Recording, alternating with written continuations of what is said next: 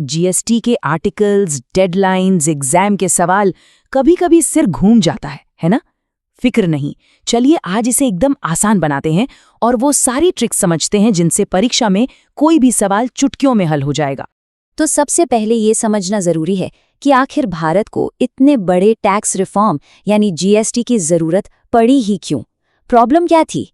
GST से पहले की दुनिया कुछ ऐसी थी। सोचिए, एक भूल भुलैया जहां व्यापार करना बहुत मुश्किल था। हर राज्य के अपने अलग अलग टैक्स, हर नाके पर चेकिंग, जिसे इंस्पेक्टर राज कहा जाता था। और सबसे बड़ी दिक्कत थी टैक्स पर टैक्स लगना, मतलब जो टैक्स आप भर चुके हैं उस पर भी टैक्स देना पड़ता था। अब ये जो बदलाव था, ये कोई एक रात में नहीं आया। ये एक बहुत लंबा सफर था जो करीब 2 दशकों तक चला और इस दौरान कई सरकारें आईं और गईं।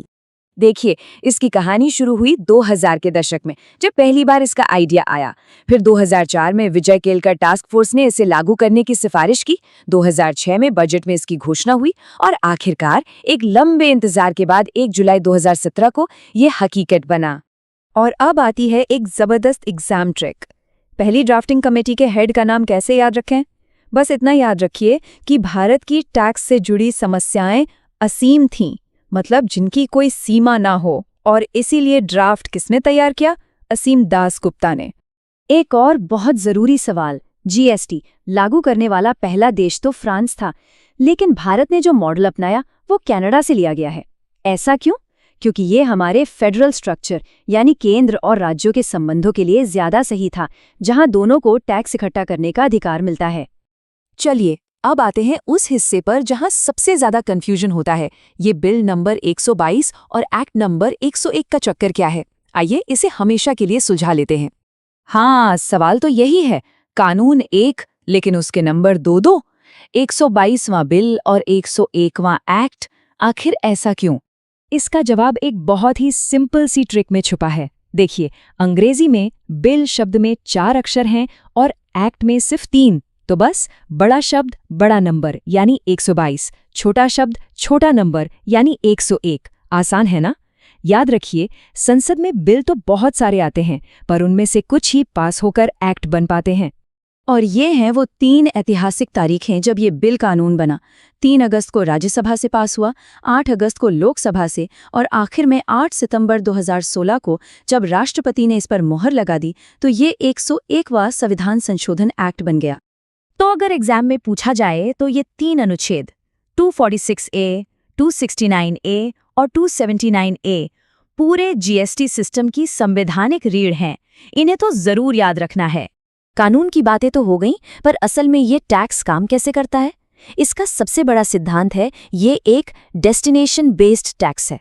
चलिए एक असली उदाहरण से समझते हैं। डेस्टिनेशन बेस्ड टैक्स का सीधा मतलब है कि टैक्स का पैसा उस राज्य को मिलेगा जहां सामान आखिरकार इस्तेमाल हो रहा है, न कि उस राज्य को जहां वो बना है। जैसे इस केस में फोन बना तमिलनाडु में लेकिन बिका उत्तर प्रदेश में, तो टैक्स रेवेन्यू किसको गया? बिल्कुल सही, उत्तर प्रदेश को। सिस्टम को सिंपल रखने के लिए अगर बिक्री एक ही राज्य के अंदर होती है तो टैक्स 2 हिस्सों में बढ़ जाता है, सीजीएसटी जो केंद्र को मिलता है और एसजीएसटी जो राज्य को। लेकिन अगर सामान एक राज्य से दूसरे राज्य में बिकता है तो सिर्फ एक ही टैक्स लगता है, आईजीएसटी, जिसे केंद्र सरकार इकट्ठा करती है। तो अब सवाल ये है कि ये टैक्स की दरें, इसके नियम कानून, ये सब तय कौन करता है? ये सारा काम एक बहुत ही पावरफुल बॉडी करती है जिसका नाम है जीएसटी काउंसिल।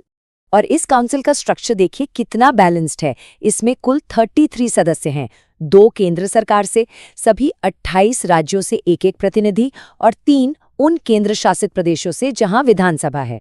और सबसे दिलचस्प है इसकी वोटिंग। कोई भी फैसला लेने के लिए 75% यानी 3/4 बहुमत चाहिए। केंद्र के पास 1/3 वोटिंग पावर है और सारे राज्यों को मिलाकर 2/3। इसका सीधा सा मतलब है कि कोई भी अकेले फैसला नहीं ले सकता। केंद्र और राज्यों को मिलकर आम सहमति से ही आगे बढ़ना होता है। अच्छा, काफी कुछ समझ लिया हमने, तो अब तैयार है एक छोटे से क्विज के लिए। चलिए देखते हैं कितना याद रहा। और इसके ठीक बाद हम उन चीजों को देखेंगे जो जीएसटी के दायरे से बाहर हैं। पहला सवाल आपकी स्क्रीन पर है। याद करने की कोशिश कीजिए, जीएसटी काउंसिल में राज्यों के कितने प्रतिनिधि होते हैं? बिल्कुल सही जवाब है 28। सिंपल है, 28 राज्य तो 28 प्रतिनिधि जो आमतौर पर उस राज्य के वित्त मंत्री होते हैं। बहुत बढ़िया। अब एक और सवाल, इस बार कुल सदस्यों की संख्या के बारे में। एकदम सही, कुल 33 सदस्य। याद है ना? 2 केंद्र से, 28 राज्यों से और 3 केंद्र शासित प्रदेशों से। हाँ, तो एक और जरूरी बात, शराब, पेट्रोल, बिजली और रियल एस्टेट जैसी कुछ चीजें जीएसटी के दायरे से पूरी तरह बाहर हैं। ऐसा इसलिए है क्योंकि ये राज्य सरकारों की कमाई के बहुत बड़े स्रोत हैं और वो इन पर लगने वाले टैक्स जैसे वैट और एक्साइज ड्यूटी का कंट्रोल अपने पास रखना चाहते हैं। और यहीं पर हम एक बहुत बड़े सवाल पर आकर रुकते हैं, पेट्रोल और शराब, जिन्हें राज्यों की सोने का अंडा देने वाली मुर्गी भी कहते हैं। अगर ये कभी जीएसटी में आ गए तो सोचिए, सबसे ज्यादा फायदा किसका होगा? केंद्र का, राज्यों का, या हम और आप जैसे आम लोगों का? इस बारे में सोचिएगा जरूर।